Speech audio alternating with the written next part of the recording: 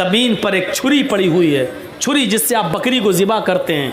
ज़िबा करने वाला हिस्सा ये है ऊपर, यहाँ से बकरी ज़िबा होती है, तेज़ धार यहाँ है और ये हिस्सा ऊपर है और उस पर एक बकरी का खून लगा हुआ है छुरी पर। सुनिए मिसाल, छुरी ज़मीन पर पड़ी है और काटने वाला हिस्सा ऊपर की तरफ है और छुरी खड़ी है और छुरी के ऊपर बकरी का खून लगा है। एक कुत्ता वहाँ से गुजर रहा, फिर कुत्ते की मिसाल, एक कुत्ता वहाँ से गुजर रहा, कुत्ते ने छुरी पर लगा हुआ खून देखा तो कुत्ता उस खून को चाटने के लिए गया और जैसे ही कुत्ते ने ज़बान निकाली, जैसी छुरी को लगा हुआ खून चाटा, उसने बकरी का खून तो चाट लिया, लेकिन चाटते हुए छुरी की धार ने उसकी ज़बान काट दी और उसकी ज़बान से जो खून निकला वो छुरी पर लग गया। कुत्ता समझता है अभी खून बाकी है, बकरी का पूरा खून हम चाट नहीं पाए। उसने फिर दोबारा चाटा, दूसरी जगह से ज़बान कटती है, कुत्ते का दोबारा खून उस छुरी पर लगता है। कुत्ता फिर समझता है अभी खून और बाकी है। कुत्ता बार बार छुरी को चाट रहा है और हर बार वो ज़बान को दूसरी जगह से काट रहा है। इतना चाटता है छुरी को कि उसकी ज़बान कट के ज़मीन पर गिर जाती है और कुत्ता मर जाता है। ये समझकर कि ये बकरी का खून है वो चाटता रहा, हालांकि वो अपने आप को बर्बाद करता रहा और बर्बादी के दहाने पर पहुंच गया। हम जिस मुसलमान को या जिस भाई को या जिस अपने पड़ोसी को हम बर्बाद करना चाह रहे हैं, चलन कर रहे हैं, हम समझ रहे हैं कि उसको बर्बाद कर रहे हैं, लेकिन उसको बर्बाद करने के चक्कर में हम अपने आप को बर्बाद कर लेते हैं। हमने एक हमला किया, नाकाम हुआ, पैसा बर्बाद, दोबारा हमने उसको फिर बर्बाद करना चाहा, फिर हमारा नुकसान हुआ। नतीजा ये निकला कि अल्लाह ने उसको तो बचा लिया लेकिन आपको बर्बाद कर दिया। मेरे भाइयों, जैसे कुत्ता जबान से बार बार छुरी को चाट रहा है और उसका ही खून है, वो समझ रहा है कि बकरी का खून चाट रहे हैं, हालांकि वो अपना ही खून चाट रहा था। यही सूरत हाल हमारी है। हम दूसरे को बर्बाद करना चाहते हैं, लेकिन हकीकत यह है कि हम अपने आप को बर्बाद कर रहे हैं। मुसलमानों, कुछ नहीं मिलेगा। जीती जागती अगर तुम्हें तस्वीर देखना हो तो मुझे सामने रख लो। आज मेरे पीछे पड़ने वाला आज बेचारा टामे टोइयां मार रहा है, अंधेरे में पड़ा हुआ है, आज वो अंधे सोता है, मेरे खिलाफ वीडियो निकालता है और जी हिंदुस्तान को देख के कहता, देखिए मौलवी जर्चीस ने क्या क्या कहा है मोदी के बारे में, यानी हमारे ऊपर केस करवाना चाहता है। बीजेपी के लीडरों से मिलता है और हमारे खिलाफ जितनी भी तकरीरें मोदी और योगी के खिलाफ हैं वो सब निकाल कर इकट्ठी करके उसकी सीडी पहुंचाता है, मेरे ऊपर केस करवाता है। लेकिन अल्हम्दुलिल्लाह हम तो 1000, 2000, 5000 रुपए वकील खड़ा करके हम तो जमानत पर रिहा हो जाते हैं, निकल जाते हैं, लेकिन वो हमसे भी ज्यादा पैसा खर्च करके वकील तैयार करता है, हाई कोर्ट और सुप्रीम कोर्ट तक दौड़ता है। मेरे भाइयों, हमको नेस्तो नाबूद करने के लिए, अरेस्ट करवाने के लिए, गिरफ्तार करवाने के लिए उसने अपने आप को बर्बाद कर लिया। यहां तक कि उसकी एक जमीन तक बिकने की नौबत आ गई है, जमीन जायदाद तक बिकने लगी है। यह सूरत हाल है। जीती जागती तस्वीर मैं हूं और मेरा वो मुखालिफ, मेरा वो दुश्मन है। यहां से इबरत हासिल करो। अल्हम्दुलिल्लाह वो जितना मुझे प्रोग्रामों से रोकना चाहता है, मेरे पास डेटें खाली नहीं है, हम दे नहीं पाते हैं किसी को प्रोग्राम। रमजान तक एक डेट हमारे पास खाली नहीं है। मुझे अफसोस होता है कि लोग आते हैं बेचारे मिलने और हम डेट नहीं दे पा रहे हैं। ये सूरत हाल है, क्योंकि हम सिर्फ बिहार और बंगाल ही के लिए नहीं है, हमें हैदराबाद, आंध्रा भी देखना होता है, हमें हरियाणा भी देखना होता है, हमें राजस्थान भी जाना होता है, हमें दिल्ली भी जाना होता है, हमें महाराष्ट्र भी देखना होता है, हमें पंजाब भी देखना होता है। हमारे पास बहुत से स्टेट, हमें हर जगह बुलाया जाता है, इसलिए हर जगह का एक एक कोटा होता है, इसलिए मजबूर हैं। बिहार में अगर मुझे महीने में 5 देना है तो 5 ही दूंगा, 6 नहीं दे सकता। बंगाल में अगर महीने में 5 देता हूं तो 5 ही दूंगा, 6 नहीं दे सकता, क्योंकि हर जगह का अपना एक कोटा होता है। तो मेरे भाइयों, मजबूर होते हैं हम कि जब 10 प्रोग्राम हमारे बुक हैं तो 11वां वाला बेचारा मायूस होकर जा रहा है, लेकिन मजबूर हैं, हमें और भी जगह जाना है। वो हमें रोकना चाहता है, लेकिन किसी के रोकने से कुछ नहीं होता है। मा तशाऊना इल्ला अन यशा अल्लाह, तुम्हारे चाहने से कुछ नहीं होता जब तक कि अल्लाह ना चाहे। वह तो इज्जो मन तशा, वह तो जिल्लो मन तशा, वो जिसको चाहे इज्जत दे, वो जिसको चाहे जिल्लत दे।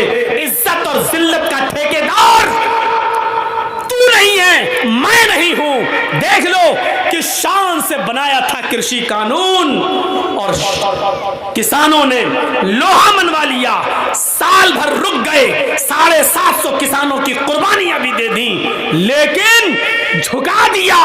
56 इंच का सीने को 28 इंच पे ले आए, आधा कर दिया। पत्थर की लकीर थी जिसकी बात, जो अपनी बात वापस न लेने में बड़ा मशहूर था, जिसके मुंह से जो चीज निकल जाए वो वापस लेने का नाम नहीं लेता था। लेकिन कैसे उसने अपने घुटने टेक दिए किसानों के आगे और हाथ जोड़ के कहा कि मैं माफी चाहता हूं, मुझे माफ कर दो, मैं समझा नहीं सका। कहां वह तो इज्जो मन तशा, वह तो जिल्लो मन तशा। इज्जत व जिल्लत का मालिक मोदी नहीं है, इज्जत व जिल्लत का मालिक योगी नहीं है, इज्जत व जिल्लत का मालिक इमरान खान नहीं है, इज्जत व जिल्लत का मालिक सलमान किंग सऊदिया का बादशाह नहीं है। इज्जत व जिल्लत का मालिक अल्लाह रब्बुल आलमीन है। वो जिसको चाहे इज्जत दे, जिसको चाहे जिल्लत जलील करे। इस बात का अकीदा अपने अंदर रखिए, कुछ नहीं होगा, कुछ नहीं होगा। मेरे भाइयों, क्या था हमारे अंदर, कौन सी चीज थी? आज इस पोजीशन पे हूं कि बड़े बड़े एमएलए बंगाल में चुनाव जीतने के बाद, ममता की सरकार दोबारा आने के बाद आज ये पोजीशन है कि हाथ जोड़ के खड़े होते हैं, दरवाजे तक लेने आते हैं, बिठा रहे हैं, अपनी गाड़ियां दे रहे हैं, पहुंचा रहे हैं। जो कभी जिनके पास टाइम नहीं था बात करने का, वह तो इज्जो मन तशा, वह तो जिल्लो मन तशा। आज हमारा विरोधी, आज हमारा मुखालिफ ये समझ रहा है, डर रहा है। ऐसा तो नहीं कि मौलाना जर्जीस साहब बंगाल में प्रचार करके ममता के इतने करीब हो गए हों, कहीं बंगाल से हमारे ऊपर केस ना करवा दें। और जिस तरीके से हम उनको यूपी की जेल में भेजते हैं, कहीं ये मौलवी जर्जीस हमें बंगाल की जेल में ना भेज दे। नींद नहीं आती है उसको, ये लाइव प्रोग्राम यहाँ चल रहा है, वो अपनी आंखों से देख रहा होगा। उसको जब तक वो मुझे सुन नहीं लेता है, चैन नहीं मिलता है उसको। वो उसको हो सकता है जैसे आजकल के नेताओं के सपने में आतंकवादी आते हैं, ऐसे ही इस मौलवी के सपने में मौलवी जर्जीस आता है।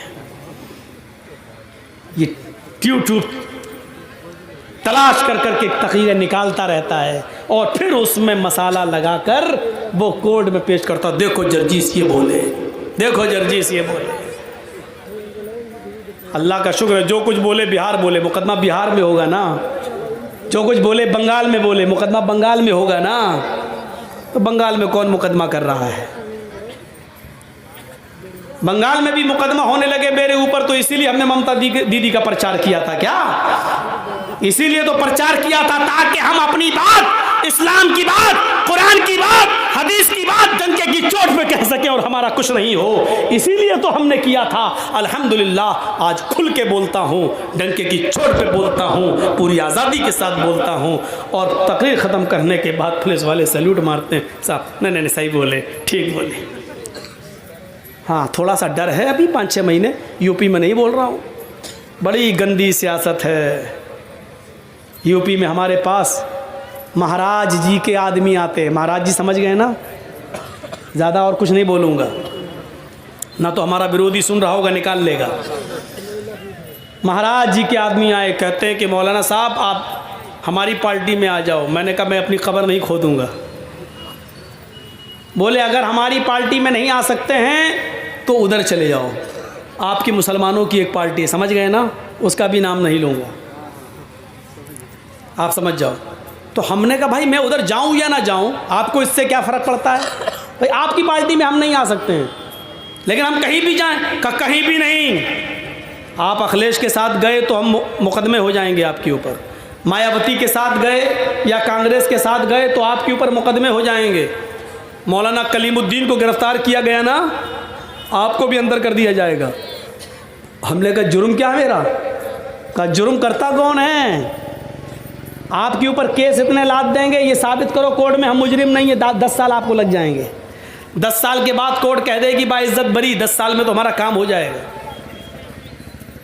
आप अंदाज़ा लगा रहे हैं आप? ये हालत है। अब इस प्रेशर में और इस दबाव में बताओ मैं यूपी में क्या बोलूँगा? हमें इसी चीज़ की आज़ादी चाहिए थी जो अल्हम्दुलिल्लाह मुझे बंगाल के अंदर मिली। और मुसलमानों ने वहाँ गलती नहीं की, वरना गलती तो बहुत करने की कोशिश की गई, करवाने की कोशिश की गई।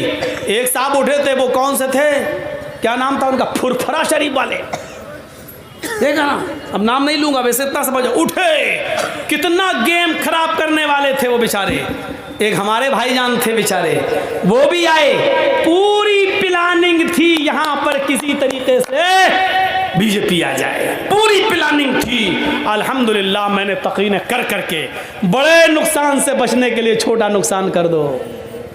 डिलीवरी हो रही है बीवी की, माँ या बच्चे में से किसी एक को बचाया जा सकता है, माँ को, बीवी को बचा लो। बच्चा अगर मर रहा है तो जाने दो, बीवी रहेगी तो बच्चे और भी आ जाएंगे। ये कह कहकर मुसलमानों की खोपड़ियों में हमने भरा और लोगों को एक किया, एक प्लेटफार्म पे लाए। अल्हम्दुलिल्लाह। हमसे यूपी का एक पत्रकार मीडिया वाला पूछता है, आप बंगाल में प्रचार, बंगाल वाले आपकी बात समझते हैं? मैंने कहा बंगाल से ज़्यादा तो कहीं समझते ही नहीं है मेरी बात।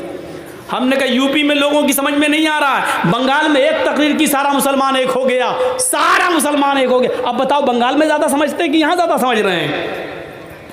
कहा यूपी में किसका करोगे? मैंने कहा भैया मैं किसी का नहीं कर रहा हूँ, जिसका करना चाह रहा था तो धमकी आ गई, या तो इधर करो या उधर करो, इधर आओ या उधर आओ। अब ये सोचने की चीज़ है कि हम इनके साथ तो आ नहीं सकते क्योंकि बीजेपी है, बीजेपी पे तो हम जा नहीं सकते, तो डायरेक्ट उधर जाओ, आपके ऊपर कोई केस नहीं होगा, जितना गाली देना हो दे दो, कुछ नहीं होगा। मैंने कहा ये क्या बात रही? बोला बस आप वहां चले जाओगे हमें फायदा होगा। ये कौन कह रहा है? महाराज जी के आदमी हमारे पास आकर कह रहे हैं। मेरे भाइयों, मेरे दिमाग में भैंस का गोबर नहीं भरा है, इतनी समझदारी है मेरे अंदर कि मेरे पास ये चीजें और खबरें क्यों पहुंचाई जा रही हैं, और ऐसा करके तुम कौन सा गेम खेलना चाहते हो। मेरे पास भैंस का गोबर नहीं है मेरे दिमाग में, इतनी अकल मैं भी रखता हूँ। कुछ लोग जो उस पार्टी से जुड़े होंगे उनको बुरा लगेगा, बहुत ही क्षमा और माफ़ी के साथ मैं ये बात कह रहा हूँ, बुरा नहीं लगना चाहिए आपको। जिसकी ऊपर बीतती है वो जानता है, और जिसको धमकी मिलती है वो जानता है। कितना मैंने सोचा था कि आप लोग बैठिए, माइक चल रहा है, बैठे रहिएगा, थोड़ा सा आप लोग अपने ट्यूब लाइटें जला लीजिए या मोबाइल जला लीजिए, थोड़ा सा जला लीजिए। तो मेरे भाइयों, कोई नहीं उठेगा, 10 मिनट आप और बैठ जाइए, बस 10 मिनट से ज़्यादा मैं आपका टाइम नहीं लूँगा क्योंकि 2 घंटा मेरा हो गया। 10 मिनट और आपसे मेरी गुजारिश है कि थोड़ा सा बैठे रहिए। तो मैंने आपके सामने जो बातें रखी हैं वो यही है कि एक मुसलमान की दूसरे मुसलमान के साथ हमदर्दी होनी चाहिए, एक मुसलमान दूसरे मुसलमान को अपने दिल में जगह दे। अगर कोई देख ले कि मेरी 2-3 चीज़ें बिक गई हैं, अब मेरे भाई की नहीं बिकी है, तो उसके लिए भी रास्ता हमवार कर दे, उसके लिए भी अपने कस्टमर उसके पास भी भेज दे।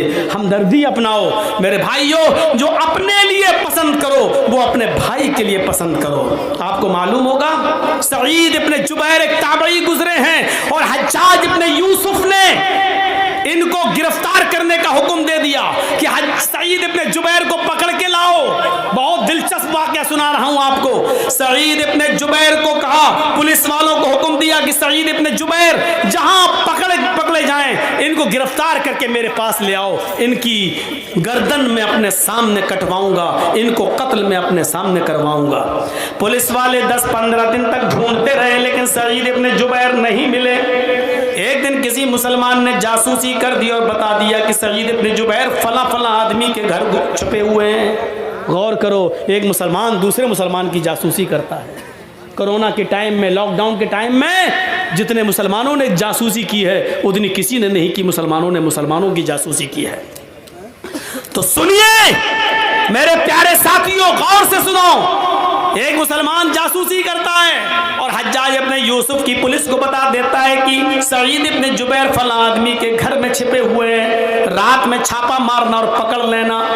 15 दिन तक इधर उधर भागते भागते सईद इब्ने जुबैर ने अपने आप को किसी तरह बचाया, लेकिन जासूसी हो जाने के बाद रात की तारीकी में, रात के अंधेरे में जब हज्जाज की पुलिस ने छापा मारा तो सईद इब्ने जुबैर उसी घर में मिल गए और पकड़ लिया गया। सईद इब्ने जुबैर को अब हज्जाज के पास लाने की तैयारी होने लगी। हज्जाज के पास लाने की तैयारी होने लगी, लेकिन हज्जाज ने कह दिया था कि उनको जिंदा पकड़ के लाओ, क्योंकि सईद इब्न जुबैर को मैं अपने सामने कत्ल होते हुए देखना चाहता हूं। पुलिस वाले इनको लेके चल रहे हैं। एक दिन गुजर गया, 2 दिन गुजर गया, अभी 1 हफ्ता लगेगा। इतनी दूर बैठता है हज्जाज कि अभी इनको ले जाने में 1 हफ्ता लगेगा। 10 दिन का सफर है, 2 दिन सफर में गुजर गए, 8 दिन बाकी हैं। लेकिन पुलिस वालों को रहम आ जाता है नमाज और रोज़ा देखते हुए कि ये तो बहुत नमाजी हैं, बहुत नेक आदमी हैं। अरे बेचारे को अगर मैं पकड़ कर हज्जाज के पास ले गया तो हज्जाज इसको कत्ल कर देगा, बेचारे इसके कत्ल का गुनाह हम अपने सर पर क्यों ला दें। इन दोनों पुलिस वालों ने मशवरा किया और सईद इब्न जुबैर को ये कहकर छोड़ दिया, अरे सईद तुम बहुत नेक इंसान हो, तुम्हारा अखलाक बहुत अच्छा है, तुम नमाज और रोज़े के पाबंद हो, तुम्हें मालूम है कि हज्जाज तुम्हें मार डालेगा, इसलिए मैं चाहता हूं कि तुम्हें छोड़ दूं। हज्जाज को तो मालूम ही नहीं है कि मैंने तुम्हें पकड़ा है। हज्जाज से हम जाके कह देंगे कि हमने बहुत ज्यादा ढूंढा, बहुत ज्यादा तलाश किया, लेकिन मुझे सईद इब्न जुबैर कहीं नहीं मिले, सईद इब्न जुबैर कहीं नहीं मिले। सईद इब्न जुबैर ने कहा अगर तुम मुझे छोड़ना चाहते हो तो अच्छा है, मेरे बच्चे, मेरी बीवी है। अरे इसको बोलो यार जलाना हो तो जला दे, बंद करना हो बंद कर दे। ऐसा कर रहा है जैसे आंख मार रहा हो। भाई जलाना है तो जला दो, नहीं तो बंद कर दो। तो सईद इब्न जुबैर ने कहा कि मैं कसीरुल अयाल हूं, मेरे छोटे छोटे बच्चे हैं और मेरी बीवी है, अगर तुम रहम करना चाहते हो, छोड़ना चाहते हो तो तुम्हारा एक एहसान होगा मेरे ऊपर। उन दोनों पुलिस वालों ने रात के अंधेरे में सईद इब्न जुबैर को छोड़ दिया। जो चीज बताना है वो ये, जब सईद इब्न जुबैर को छोड़ दिया तो सईद इब्न जुबैर 1 किलोमीटर गए होंगे बस रात में, लेकिन उनका दिल गवारा नहीं किया। वो लौट कर फिर आए और उन दोनों पुलिस वालों से कहते नहीं नहीं नहीं नहीं, तुमने मुझे छोड़ के अच्छा नहीं किया, चलो मुझे हज्जाज के पास लेकर चलो। दोनों पुलिस वाले कहने लगे सईद तुम्हें मालूम है मैं तुम्हें हज्जाज के पास लेके जाऊंगा तो हज्जाज तुम्हें कत्ल कर देगा। सईद इब्न जुबैर कहते हाँ मुझे मालूम है कि हज्जाज मुझे कत्ल कर देगा। पुलिस वालों ने कहा जब मैंने तुम्हें छोड़ ही दिया है तो तुम भाग क्यों नहीं जाते हो। सईद इब्न जुबैर कहते हैं कि मैं भागने के लिए तैयार था, लेकिन 1 मील दूर जाने के बाद मैंने सोचा कि जिस जासूस ने मेरी मुखबिरी की है और तुम्हें यह बताया कि मैं फला घर में छिपाऊं और तुमने मुझे पकड़ लिया, उस जासूस को यह मालूम होगा कि तुमने मुझे पकड़ा है, तुम मुझे छोड़ रहे हो, वो कल हज्जाज को बता सकता है कि मैंने तो इन दोनों पुलिस वालों को सईद इब्न जुबैर को पकड़वाया था। सईद इब्न जुबैर पकड़ लिए गए, फिर इन दोनों ने उसको रास्ते में छोड़ दिया। तो आए पुलिस वालों, जब उस जासूस के जरिए हज्जाज को यह बात पता चलेगी कि तुम दोनों ने मुझे छोड़ दिया है तो फिर हम तो चले जाएंगे, बच जाएंगे, लेकिन हमें छोड़ने के बदले में तुम दोनों की गर्दन उड़ा दी जाएगी। हज्जाज बड़ा जालिम है, तुम दोनों को कत्ल कर देगा और यह अच्छा नहीं है कि मैं अपने आप को बचाने के लिए तुम दोनों की जिंदगी को खतरे में डालूं। हम अल्लाह के नबी की हदीस पर अमल करते हैं, जो अपने लिए पसंद करता हूं वही आपके लिए, जब हम अपने लिए मौत पसंद नहीं करते हैं तो आपके लिए क्यों करूं। अरे पुलिस वालों मैं तो बच जाऊंगा, लेकिन मेरी जगह पर तुम दोनों कत्ल कर दिए जाओगे, इसलिए मुझे हज्जाज के पास ले चलो। मैं नहीं चाहता हूं कि मेरी जान बच जाए और तुम दोनों को कत्ल कर दिया जाए। पुलिस वालों ने फिर भी समझाया, लेकिन हज्जाज सईद इब्न जुबैर नहीं माने और फिर दोनों पुलिस वाले सईद इब्न जुबैर को लेकर हज्जाज के पास आए। हज्जाज ने खाना खिलाया, पानी पिलाया, नाश्ता कराया, उन्होंने 2 रकात नमाज पढ़ने की मोहलत मांगी। हज्जाज ने 2 रकात नमाज पढ़ने की मोहलत भी दे दी। उसके बाद खूनी चमड़ा बिछा दिया गया और सईद इब्न जुबैर के हाथ पीछे से बांध दिए गए और उनको घुटनों के बल गर्दन नीचे डालकर बिठा दिया गया। और हज्जाज इब्न यूसुफ का जल्लाद हज्जाज के सामने तलवार उठाता है और सईद इब्न जुबैर की गर्दन पे तलवार मार देता है और सईद इब्न जुबैर की गर्दन अलग हो जाती है। हज्जाज ने अपनी आंखों के सामने सईद इब्न जुबैर को कत्ल करवा दिया।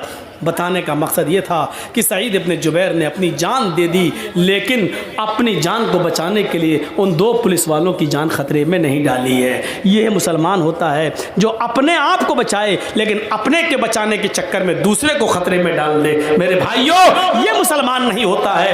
अपने लिए अगर जो चीज़ पसंद नहीं करता तो आपके लिए नहीं। ये एक मुसलमान की शान होनी चाहिए। आज मैंने पूरा 2 घंटे का खिताब मुसलमान की अहमियत, मुसलमान का मकाम, मालो दौलत में मुसलमान के साथ कैसा होना चाहिए और एक मुसलमान को दूसरे मुसलमान का माल नाजायज़ तरीके से नहीं खाना चाहिए, इस टॉपिक पर मैंने आपके सामने खिताब किया है। हम अल्लाह से दुआ करते हैं कि बारे अल्लाह हमारी खताओं को माफ़ फरमा दे, हमारे गुनाहों को बख्श दे, हम जमीअ मुसलमानों को एक प्लेटफार्म पर कायम कर दे, हम सबको आपस में भाई भाई बना दे, एक दूसरे के लिए एक दूसरे के दिल में जगह पैदा फरमा दे, एक दूसरे के लिए कुर्बानी देने का जज्बा पैदा फरमा दे। जब तक हमें जिंदा रख इस्लाम पर रखना और जब हमारा खात्मा हो तो ईमान पर हमारा खात्मा फरमाना। वमा अलैना इल्लल बलागुल मुबीन व आखिरु दावाना अनिल